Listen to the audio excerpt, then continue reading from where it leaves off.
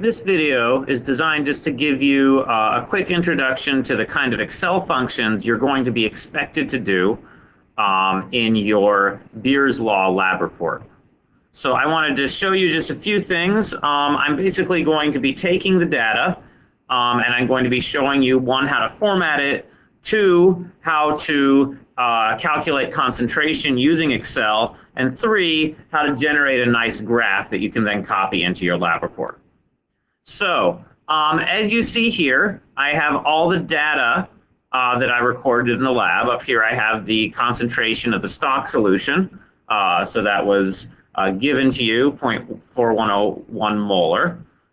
Here you have your initial and final volumes for all of your serial dilutions. The concentration tab is blank because you need to calculate that. And then you have your absorbance values for your four standard solutions and for your unknown. So I've just entered this data into Excel. Just a couple formatting things. First off, we want to make sure that we have subscripts. So Excel, to my knowledge, does not do subscripts very well, but if you go up to the upper right-hand corner under the Home tab, you can decrease the font size just by clicking this button here, and that looks kind of like a subscript. And then we can do the same. We can highlight the 2. We can decrease the font size to about 8 point, and that kind of looks like a subscript. Also, we need to include units. So I'm just going to write initial volume, milliliters, final volume. We can write V as volume, milliliters. So anytime we do this, we need units. Final volume. And then when we calculate concentration, we're going to want to find molar.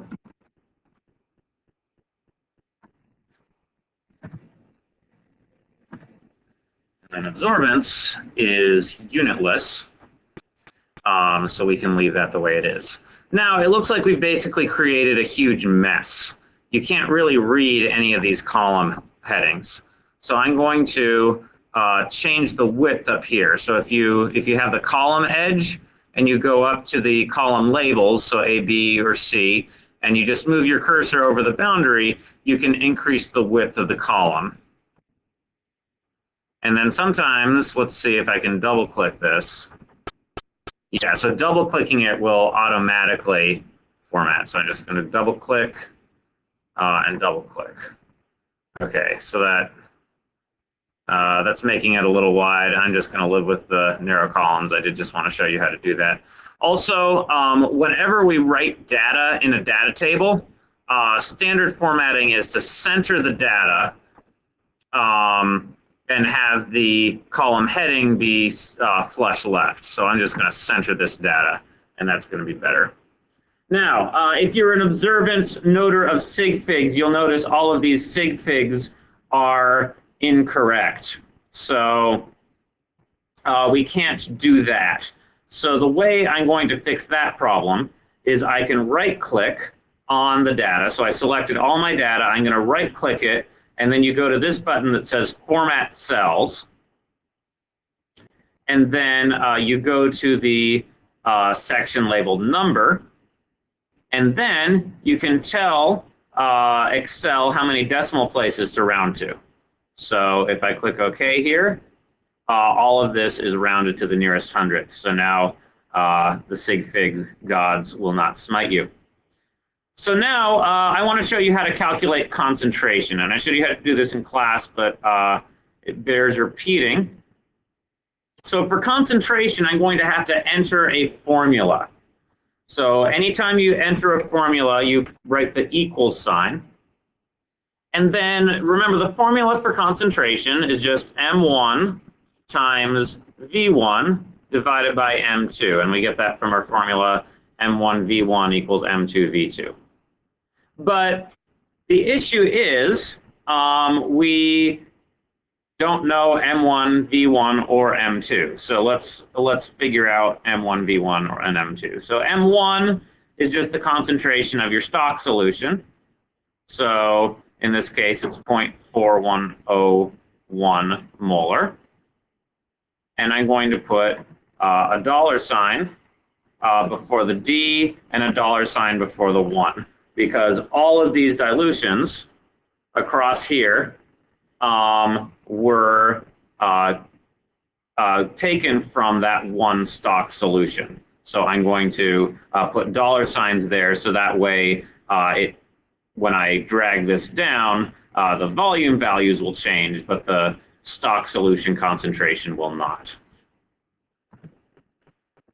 Now we've got to find V1. So V1 is just the volume of the stock solution. So this time I'm not going to use $signs because depending on which dilution I'm doing, I use different volumes.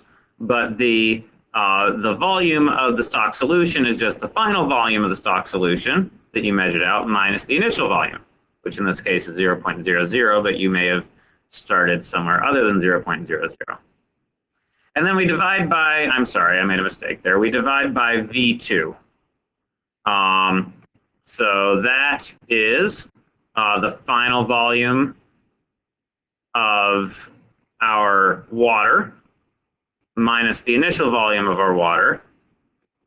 And then we got to add that, so this gets a little complicated, we got to add that to the final volume of our solution minus the initial volume of our solution. Remember, V2 is the total volume of the diluted solution. So everything that you added from the copper solution and everything you added from the water added together. So we've got to do all of that together. And there we are. So now when we press enter, we get this value for our concentration. So I'm just going to now drag this down, and then it's going to copy that formula all the way down. I could also just select all of this data and do Control D as in dog. I get the same result. So now, if you can see here, the formula is $D, $1. So see the stock solution concentration didn't change when I dragged it down because I put $signs in front of it. But now it's C7 minus B7 rather than C6 minus B6. So it's this row of data rather than the volumes for the first concentration. So now we have 4 concentrations, and we're going to have to format them. So again, I'm going to center the data, and then I'm going to right-click on this and say Format Cells. It looks like I can also get that option just by doing Control F. Let's see. So Control F. No, that's Control Find. Never mind. Format Cells. So then you go to number, you make it a number, and you can round. In this case, since we have 3 sig figs for our volumes, we're going to round our concentration to 3 decimal points. And that should be good. Actually, this one, since we had a placeholder 0 there, we can actually do 4 decimal points. So I can do that. And that is 3 sig figs all the way down the line. All right, so now we have concentration values, and now we have absorbance. So what I'm going to do now is I'm going to show you how to make a graph using concentration and absorbance, because it's a concentration versus absorbance graph that's going to allow you to find the molar absorptivity. So first thing I'm going to do is I'm going to select just the concentration and absorbance data. I don't have to worry about the volumes because those were just used to find the concentration. So you select all this data. Don't select your unknown. We don't need that. This is just for the calibration curve. Then you go to Insert. It's a menu at the top of the page. And then you go to the chart section. You want to click on Scatter Plots. So I know this is a little small on your screen, but the Scatter Plot logo is the one, it's kind of towards the bottom of the screen, and it's just a bunch of dots. And then you have a bunch of options for your scatter plot. just do the option that has dots. You don't want to be connecting the dots. All right, so now we have a graph. I'm just going to make this screen a little smaller so that we can look at this graph a little better.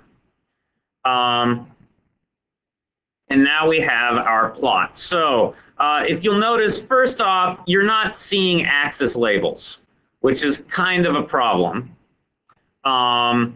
So you can go up to Quick Layout and just click Quick Layout. That's at the upper part of your screen under Design. And you just click the first option and you should be able to add axis titles. So I'm going to add this is concentration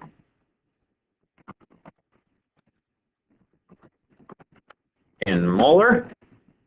And the y-axis is absorbance. And that's unitless. This is a lot of decimal points for an axis, so let's just see. I can right-click that data, and I can say Format Axis, and let's see where I am. Labels, if you go down to the bottom and click on Number down here, it's rounding to 4 decimal places. We'll just round to let's just round to 2 decimal places, and that's a lot better there. Or we could just, you could just say general, and then you don't even have sig figs. Let's round to 2 decimal places. But if you go to general, it doesn't round to a specific number of decimal places. We can delete the legend because we're only graphing one thing on this graph, so the legend is a little extraneous. This all looks well and good. The one thing we have to do that's left for us to do is to add a trend line. So you right-click, you click on the points, and you right-click one of the data points, and then one of the options is Add Trend Line. All right, so that everything's over here. You want a linear trend line. In general, you want to check this box for set intercept. Now, this data is a little weird, and I'll get to that in a minute. You do want to display the equation on the chart, and you want to display the R² value on the chart. Now, if we look at this equation, that's y equals 1.1862x, which is fine. And then the R² value is 0.7639. Now, we want numbers close to 1 for R². So that's a little problematic if we don't have an R² close to 1. So if I don't set the intercept, you see now the R² goes to 0.9992. Okay, so in this case, I'm not going to set the intercept at 0 because clearly there was a systematic error where all of the data was just bumped up somehow because we miscalibrated the colorimeter. Since you guys have the new colorimeters, most of you will want to be setting your intercept at 0. In fact, if you don't set your intercept at 0, please come and see me and just make sure you did everything right. But most of you will want to set your intercept at 0. But I do want to see the equation on the chart, and I want to see the R² value on the chart. Another thing you can play around with, this trend line doesn't go through 0, 0. If you want to forecast the trend line backwards by maybe 0.5 periods, that 0.5 periods is too much, 0.05 periods, maybe 0.04 periods, you can get your trend line actually to go through the origin. So that's another thing you can do.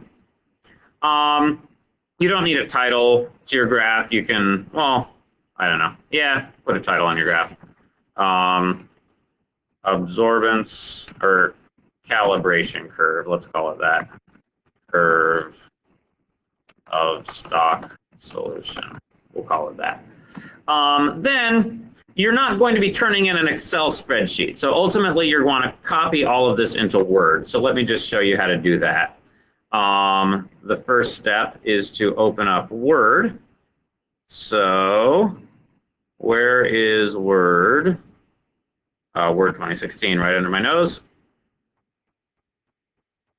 So you can go back to your Excel, just Control-C, Control-V. You might have to change the size, and as you can see, this is actually an object in Word that you can now manipulate. So if you want to make, say, this label bigger because you can't really read it, you can just highlight that, and you can format the text here as needed.